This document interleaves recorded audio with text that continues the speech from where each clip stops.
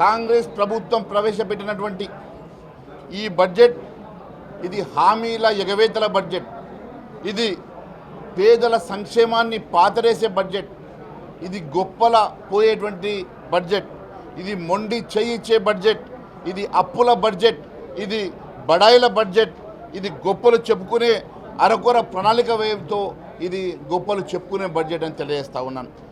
కేవలం 36,000 కోట్ల రూపాయలతోటి అభివృద్ధి ఎలా సాధ్యమవుతుందో మరి బట్టి విక్రమార్క గారు ప్రజానీకానికి తెలియజేయాల్సిన అవసరం ఉన్నది. మరి కేవలం 36,000 కోట్లు మాత్రమే ఈరోజు ప్రణాళిక వ్యయంలో మీరు చూపిస్తూ ఉన్నారు కదా. మరి 36,000 కోట్లతోటి ఏ రకంగా అభివృద్ధి చేస్తారో ఈ రాష్ట్ర ప్రజానీకానికి తెలియాల్సిన అవసరం ఉన్నది. రాష్ట్రాన్ని దివాలా తీసే దిశగా ఈ బడ్జెట్ ప్రవేశపెట్టారు. ఇది మొత్తం హామీల అమలుపై చిత్తశుద్ధి లేనటువంటి బడ్జెట్, ఇది అప్పులను పెంచే బడ్జెట్గా, ఈ రాష్ట్రాన్ని దివాలా తీసే బడ్జెట్గా ఉండేది మాత్రమే నేను తెలియజేస్తా ఉన్నాను. ఎందుకంటే బారెడు హామీలు ఇచ్చారు, బెత్తడు కేటాయింపులు చేశారు, పేదలకు ఏ రకంగా న్యాయం చేస్తుందో తెలియజేయాలని చెప్పి తెలియజేస్తూ ఉన్నాం. ఆదాయం చారానా, ఖర్చు బారానా, అప్పు ఆటానా లాగున్నది. ఈ రకంగా ఈ బడ్జెట్ని ఈరోజు ప్రజల్ని మోసం చేసే, పేదలకు ఇచ్చిన హామీల్ని ఎగవేసే బడ్జెట్గా మాత్రమే ఉన్నదని తెలియజేస్తూ ఉన్నాను. బడ్జెట్ నిండా అప్పులే కనబడ్డాయి. మీరు ఒక్కసారి చూడండి, దాదాపు 71,000 కోట్ల రూపాయలు పబ్లిక్ డెట్ చూపిస్తూ ఉన్నారు. అంటే రాష్ట్ర అప్పులు మరింత పెరిగే సూచనలు కనిపిస్తూ ఉన్నాయి. ఈ బడ్జెట్ కేవలం గత ఏడాది చూస్తే 63,000 కోట్ల రూపాయలు అప్పు చేసి సాధించిన అభివృద్ధి శూన్యమైతే మరి ఈసారి దాన్ని 71,000 కోట్ల రూపాయలుగా చూపిస్తూ ఉన్నారు. నేను ఒకటే అడుగుతా ఉన్నాను, మీరు ఇన్ని రకాలుగా అప్పులు చేసి ఈ రాష్ట్రానికి ఇచ్చినటువంటి ఏ సంక్షేమ కార్యక్రమం చేయలే. ఇచ్చిన 6 గ్యారెంటీలను ఎగవేశారు. మీరు ఇచ్చినటువంటి నిరుద్యోగ భృతి అంశంలో మీరు ఇస్తామన్నటువంటి 4,000 రూపాయలు కానీ ఉద్యోగ క్యాలెండర్ కానీ మర్చిపోయినరు. ఈ రకంగా దాదాపు తెలంగాణలో 35 లక్షల మంది నిరుద్యోగ యువకులు ఉంటే మీరు వారికి ఇవ్వాల్సినటువంటి 4,000 రూపాయలు ప్రతి నెల ఇవ్వాల్సి వస్తే ఈ రాష్ట్రంలో సంవత్సరానికి 1,400 కోట్లు అవసరమవుతుంది. అయితే ఆ విషయంలో ఎక్కడ కూడా మీరు దాన్ని పొందుపరచకపోవడం చాలా బాధాకరంగా ఉన్నది. అంటే ఈసారి కూడా నిరుద్యోగులకు మీరు మొండి చేయి చూపిస్తారనేది చాలా స్పష్టమవుతున్నది. అంతేకాదు, మహిళలకు ప్రతి నెల మీరు ఇస్తామన్నటువంటి 2,500 కోట్ల రూపాయల అంశంలో మీరు ఎక్కడ కూడా అది పొందుపరచకపోవడం చాలా బాధాకరంగా ఉన్నది. ఎందుకంటే మీరు ఇచ్చినటువంటి అభయహస్తంలో మొదటి హామీయే ప్రతి నెల 2,500 రూపాయలు ప్రతి మహిళకు ఇస్తామని చెప్పారు కదా. మరి ఎందుకోసం అని చెప్పి అది పొందుపరచలేదని మేము ప్రశ్నిస్తూ ఉన్నాం. మరి ఇది మొండి చేయించి మహాలక్ష్మి పథకానికి ఏటా 14,000 కోట్ల రూపాయలు అవసరమైతే ఆ అంశం ఎక్కడ కూడా మీరు మెన్షన్ చేయకపోవడం బాధాకరంగా ఉన్నది. అంటే మీరు ఈసారి కూడా మహిళల్ని మోసం చేయబోతున్నారని స్పష్టమవుతున్నదని తెలియజేస్తూ ఉన్నాను. రైతు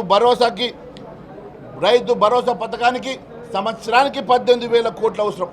రైతు భరోసా గ్యారంటీలో 3 హామీలు, వాటికి నిధులు ఏ రకంగా సరిపోతాయని తెలియజేస్తూ ఉన్నాను. రైతు భరోసా పథకానికి 18,000 కోట్లు అవసరమైతే మీరు అదే మాదిరిగా కౌలు రైతులకు 12,000 రూపాయలు ఇవ్వాల్సి వస్తే మరి దానికోసం ఎక్కడ కూడా నిధులు కేటాయించినట్టు మీరు స్పష్టంగా చూపించలేకపోయినారు. వ్యవసాయ కూలీలకు 12,000 రూపాయలు ప్రతి సంవత్సరం ఇస్తామని చెప్పి మరి అది కూడా ఎక్కడ కూడా బడ్జెట్ అలొకేషన్ చేయకపోవడం చాలా బాధాకరం. ఈ రాష్ట్రంలో దాదాపుగా రైతు కూలీలకు 12,600 కోట్ల రూపాయలు అవసరమవుతుంది. అది ఎక్కడ మీరు మెన్షన్ చేయకపోవడం కూడా చాలా బాధాకరంగా ఉన్నది. మరి ఈ రకంగా దాదాపుగా రైతు బంధు విషయంలో కూడా మీరు గత ఖరీఫ్లో కానీ మొన్న రబీలో కానీ ఇస్తామని చెప్పినటువంటి డబ్బు ఇవ్వకపోవడం, ఖరీఫ్లో పూర్తిగా మోసం చేశారు, రబీలో కూడా కేవలం 3 ఎకరాలకు మాత్రమే పరిమితి చేసి ఇప్పటి వరకు ఆ డబ్బు పెట్టకపోవడం చాలా బాధాకరంగా ఉన్నది. అదే మాదిరిగా ఈరోజు ఈ రాష్ట్రంలో రైతులందరికీ మీరు ఇచ్చినటువంటి హామీలను ఒక్కసారి తీసుకున్నట్లయితే, మీరు ఇచ్చినటువంటి రైతులకు ఇచ్చిన హామీలు బోనస్ అయితేనేమి, రైతు బంధు అయితేనేమి, కౌలు రైతు అయితేనేమి, కూలీలకు ఇవ్వాల్సినటువంటి కూలీలకు ఇవ్వాల్సిన 12,000 అయితేనేమి, ఇవన్నిటికీ కూడా ఈ రాష్ట్రంలో 42,000 కోట్ల రూపాయలు అవసరమవుతుంది. 42,000 కోట్ల రూపాయలకి మీరు ఎక్కడ కూడా మెన్షన్ చేయకపోవడం, అలొకేట్ చేయకపోవడం బట్టి చూస్తే మీరు మళ్ళీ రైతాంగాన్ని మోసం చేయడానికి మీరు ప్రవేశపెట్టిన బడ్జెట్ రైతులను పూర్తిగా మోసం చేసే బడ్జెట్గా ఇది ఉన్నదని చాలా స్పష్టమవుతున్నది. నేను అంతేకాదు, కాంగ్రెస్ అన్నదాతలకు యథేచ్ఛగా గతంలో చేసినట్టుగానే, గత సంవత్సరం చేసినట్టుగానే ఈ సంవత్సరం కూడా రైతన్నలు మరొక్కసారి మోసం చేస్తున్నటువంటి ఈ బడ్జెట్ చాలా స్పష్టమవుతుందని తెలియజేస్తా ఉన్నాను.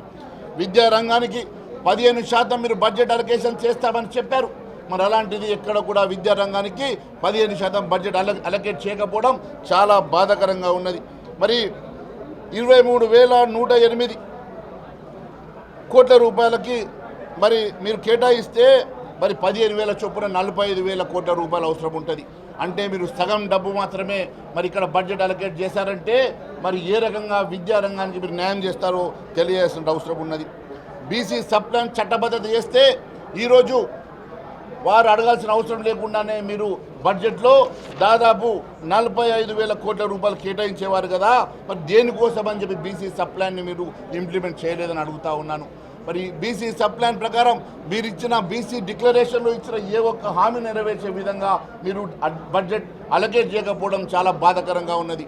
నేను ఒక్కటే చెప్తా ఉన్నాను, మైనార్టీలకు మీరు 3,800 కోట్ల రూపాయలు ఇచ్చారు కదా, మరి బీసీ సంక్షేమానికి కేవలం మీరు 11,405 కోట్లు ఇస్తే ఏ రకంగా న్యాయం జరుగుతుంది? ఎందుకంటే 10% బీసీలో కూడా 10% మంది మైనార్టీలు ఉన్నారు. అంటే మీరు 46% మంది బీసీల కోసం, 56%లో మైనార్టీలను తీసేస్తే 46% మంది బీసీలకు మీరు ఇచ్చింది ఎంత అని అడుగుతా ఉన్నాను. ఒకవేళ మీరు మైనార్టీలతో పోల్చుకుంటే దానికి మరి కనీసంగా మీరు తీసుకున్నట్లయితే మరి మైనార్టీలకు ఇచ్చినటువంటి 3,800కు 500 తీసుకున్నా ఈరోజు కనీసము మరి 16,000 కోట్ల రూపాయలు మీరు ఇవ్వాల్సి వస్తుంది. 16,000 నుంచి 18,000 కోట్ల రూపాయలు ఇవ్వాల్సి వస్తుంది. కానీ మీరు కేటాయించింది 11,000 కోట్లు మాత్రమే.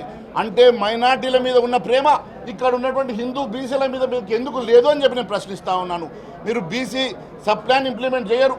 బీసీలకు ఇచ్చినటువంటి 12,000 రూపాయలు సంవత్సరానికి ప్రతి కుటుంబానికి 10,000 రూపాయలు, 10 లక్షల రూపాయలు ఒక కుటుంబానికి మీరు బీసీ నిధిలో ఇస్తామని చెప్పారు కదా, అది ఎక్కడ కూడా మెన్షన్ చేయలేదు. దానికోసం బడ్జెట్ అలొకేషన్ చేయలేదు. కనీసం వారి సంక్షేమం కన్నా ఇచ్చారంటే వారి సంక్షేమం విషయంలో కూడా మైనార్టీల మీద ఉన్న ప్రేమ కూడా హిందూ బీసీల మీద లేకపోవడం బాధాకరం. హిందూ బీసీలను మీరు మోసం చేశారు. కేవలం 11,000 కోట్లు మాత్రమే ఇచ్చి ఈరోజు 56% అని బీసీలు ఉన్నారని చెప్పుకునేటువంటి మీరు మరి మైనార్టీలకు 3,800 కోట్లు ఇచ్చి ఈరోజు బీసీలకు మాత్రం కేవలం 11 కోట్ల రూపాయలు 11,000 కోట్లు ఇవ్వడంతో మీ చిత్తశుద్ధి ఏందో బీసీల మీద అర్థమవుతుందని తెలియజేస్తా ఉన్నాను. అంతేకాదు, అంబేద్కర్ అభయాస్తం ఎస్సీ ఎస్టీలను కూడా మీరు మళ్ళీ ఒకసారి మోసం చేశారు. గత బడ్జెట్లో కూడా అలొకేట్ చేసిన డబ్బు పూర్తిగా ఖర్చు చేయలేదు. ఈసారి కూడా ఆ బడ్జెట్లో పూర్తిగా అన్యాయం చేసే విధంగా మీరు పెట్టడం చాలా బాధాకరం. అంతేకాదు, పెన్షన్ల పెంపు విషయంలో పంచాయతీరాజ్ డిపార్ట్మెంట్కి మీరు ఇచ్చిన అలొకేషన్ చూస్తే పెన్షన్ల పెంపు ఈ సంవత్సరం కూడా ఉండబోదని స్పష్టమవుతా ఉన్నది. మీరు 4,000 రూపాయలు పెంచే దిశగా మీరు ప్రయాణం చేస్తలేరు అనేది చాలా స్పష్టమవుతుంది. ఎందుకంటే కేవలం 4,000 రూపాయలు పెంచితే ఏడాదికి 21,000 కోట్ల రూపాయలు కేవలం పెన్షన్ పెంపుకే అవుతుంది. దానికి మీరు చిత్తశుద్ధి లేకుండా ఈరోజు మీరు వాళ్ళని మరొక్కసారి మోసం చేసిన సంగతి నేను తెలియజేస్తా ఉన్నాను. అంతేకాదు, కొత్త పెన్షన్ల విషయం ఎక్కడ జాడలేదు. పాత పెన్షన్లు పెంచే దిశగా మీరు వెళ్తలేరు. యావత్ పంచాయతీరాజ్ డిపార్ట్మెంట్కి డెవలప్మెంట్తో సహా, రికరింగ్ ఎక్స్పెండిచర్తో సహా అన్ని అంశాలతో సహా మీరు ఇచ్చింది కేవలం 31,000 కోట్లు. అంటే మీరు ఏ రకంగా మీరు మళ్ళీ పెన్షనీలను మోసం చేస్తూ ఉన్నారు. మీరు ఏ రకంగా వృద్ధాప్య పెన్షన్లు కానీ, వితంత పెన్షన్లు కానీ అన్ని రకాల పెన్షన్లు మరొకసారి మోసం చేస్తూ ఉన్నారని చెప్పి సంగతి నేను తెలియజేస్తా ఉన్నాను. సాగునీటి అంశంలో కూడా వారు అడిగింది 26,000 కోట్ల రూపాయలు అవసరం అంటే మీరు 23,000 కోట్ల రూపాయలు మాత్రమే అలొకేట్ చేశారు. ఆ 23,000 కోట్ల రూపాయల్లో కూడా ఎక్కడ కూడా కొత్త ప్రాజెక్టుల అంశంలో ప్రాణహిత చేవల లాంటి ఆదిలాబాద్ మారుమూల ప్రాంతంలో ఉన్నటువంటి ప్రాణహిత చేవలలో మీరు అక్కడనే మీరు పనులు ప్రారంభిస్తామని చెప్పి ప్రకటించారు. దాని అంశం ఎక్కడ కూడా, మేడిగడ్డ అంశం ఎక్కడ కూడా ఇక్కడ మెన్షన్ చేయకపోవడం, మరి టేలెండ్లో ఉన్నటువంటి అంశాలు ఎక్కడ మీరు మెన్షన్ చేయకపోవడం, అంతేకాదు చెనాట కోరాట కానివ్వండి, ఉత్తర తెలంగాణ ఉన్నట్టు ప్రాజెక్టుల అంశంలో కూడా ఎక్కడ మీరు మెన్షన్ చేయకపోవడం బాధాకరం. మీరు ఏ రకంగా మరి ఇరిగేషన్ ప్రాజెక్ట్స్ పూర్తి చేస్తారో ప్రణాళిక లేకుండా ఈరోజు మీరు చెప్పడం చాలా బాధాకరంగా ఉన్నది. కాంగ్రెస్ బడ్జెట్ తీరు చూస్తూ ఉంటే గ్యారంటీలన్నీ హామీలన్నీ ఎగవేసి వీరందరూ కూడా మరొక్కసారి తెలంగాణ ప్రజానీకాన్ని మోసం చేసే బడ్జెట్గా ఉన్నది తప్ప ఈ బడ్జెట్లో పస లేదు. ఇది మోసాల బడ్జెట్, ఇది కేవలం ఎగవేతల బడ్జెట్, ఇది హామీల ఎగవేతల బడ్జెట్గా ఉందని చెప్పి తెలియజేస్తూ ఉన్నాను. మరి అంతేకాదు ఈ రకంగా హామీలు ఇచ్చి మేనిఫెస్టోలో హామీలు ఇచ్చిన హామీలు నెరవేర్చగా మోసం చేసేటువంటి రేవంత్ రెడ్డి ప్రభుత్వం మీద చీటింగ్ కేసు పెట్టాలి, 420 కేసు పెట్టాలని చెప్పి మేము భారతీయ జనతా పార్టీ తరఫున డిమాండ్ చేస్తూ ఉన్నాం. ఈ రకంగా ప్రజల్ని మోసం చేయడం మంచిది కాదని చెప్పి తెలియజేస్తూ ఉన్నాం. 3500 ఇళ్ళు ఇస్తామని చెప్పారు. గత సంవత్సరం కూడా బడ్జెట్లో 3500 ఇళ్ళు ప్రతి నియోజకవర్గానికి ఇస్తామని చెప్పారు. మరి ఈ బడ్జెట్లో మళ్ళీ చెప్తా ఉన్నారు పోయిన బడ్జెట్లో ఇవ్వలేదు, ఈ బడ్జెట్లో కూడా మళ్ళీ 3500 అని అంటున్నారు కదా. క్యారీ ఫార్వర్డ్ చేసి నియోజకవర్గానికి 7000 ఇండ్లు ఇస్తారా, లేక గత బడ్జెట్లో మేము తప్పు చేశాం ఇవ్వలేకపోయామని చెప్పి ముక్కు నేలకు రాసి క్షమాపణ చెప్తారా? మీరు ఒక్కసారి ప్రజానీకానికి తెలియాల్సిన అవసరం ఉందని తెలియజేస్తా ఉన్నాను. గత ప్రభుత్వంలో కూడా మీరు ఇచ్చారు ఇదే హామీ, గత బడ్జెట్లో కూడా ఇదే హామీ ఇచ్చారు, మళ్ళీ బడ్జెట్లో కూడా అదే హామీ ఇస్తూ ఉన్నారు ప్రతి నియోజకవర్గం 3500 అని. ఇది మోసం కాదా అని చెప్పి నేను అడుగుతూ ఉన్నాను. అంతేకాదు ఒక్కసారి మీరు తీసుకోండి, చివరిగా అంకెలు చెప్తాను. ఈ రాష్ట్రంలో మొత్తం వ్యయం 3,04,965 కోట్ల రెవెన్యూ వ్యయం, అంటే 2,26,982 కోట్లు మూలధన వ్యయం, 36,504 కోట్లు బడ్జెట్లో మీరు పొందుపరిచారు. కానీ ఆదాయం ఎక్కడ కూడా 2 లక్షల కోట్లకు మించదు. గతంలో కూడా మేము చెప్పాం, ఎట్టి పరిస్థితుల్లో గత బడ్జెట్లో కూడా మేము చెప్పినట్టుగానే 40,000 కోట్ల రూపాయల కోత పడింది. ఈసారి కూడా చెప్తా ఉన్నాం 50,000 కోట్ల రూపాయల కోత పడుతుంది. ఆదాయాన్ని మించి మీరు చూపించారు. ఇది పొగడ్తల కోసం, మీరు గొప్పల కోసం మీరు మోసం చేసే బడ్జెట్గానే ప్రవేశపెట్టారు.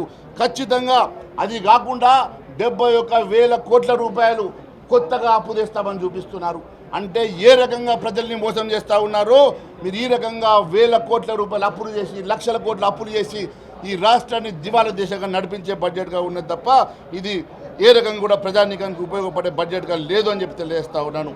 అంతేకాదు గత సంవత్సరం కూడా మీరు ప్రవేశపెట్టిన 2,91,000 కోట్ల బడ్జెట్లో 40,000 కోట్లు ఏ రకంగా రెవెన్యూ తగ్గిందో ఈసారి కూడా 3,04,000 కోట్లలో 50,000 కోట్లు మరి తప్పకుండా రెవెన్యూ తగ్గుతుందని చెప్పి మరొకసారి తెలియజేస్తూ వీళ్ళు కేవలం మోసం చేయడానికి మోసపూరిత బడ్జెట్గా ప్రవేశపెట్టారని చెప్పి మరొకసారి తెలియజేసుకుంటూ ఈ గ్యాప్ ఏ రకంగా ఫిల్ చేస్తారు, ఈ రకంగా ఉన్నటువంటి 1,000 కోట్ల రూపాయల గ్యాప్ని ఫిలప్ చేయడానికి మీ దగ్గర ఏమన్నా ప్రణాళిక ఉన్నదా? దేనికోసమని ఈరోజు మరి ఈ రకంగా మోసం చేసే ప్రయత్నం చేస్తూ ఉన్నారో మరి తెలియజేసుకుంటూ మరి ఈరోజు ఈ బడ్జెట్ పూర్తిగా తెలంగాణ రాష్ట్ర ప్రజానీకాన్ని మరొక్కసారి మోసం చేసి మరొక్కసారి అన్యాయం చేసే బడ్జెట్గా ఉందని తెలియజేస్తా ఉన్నాను.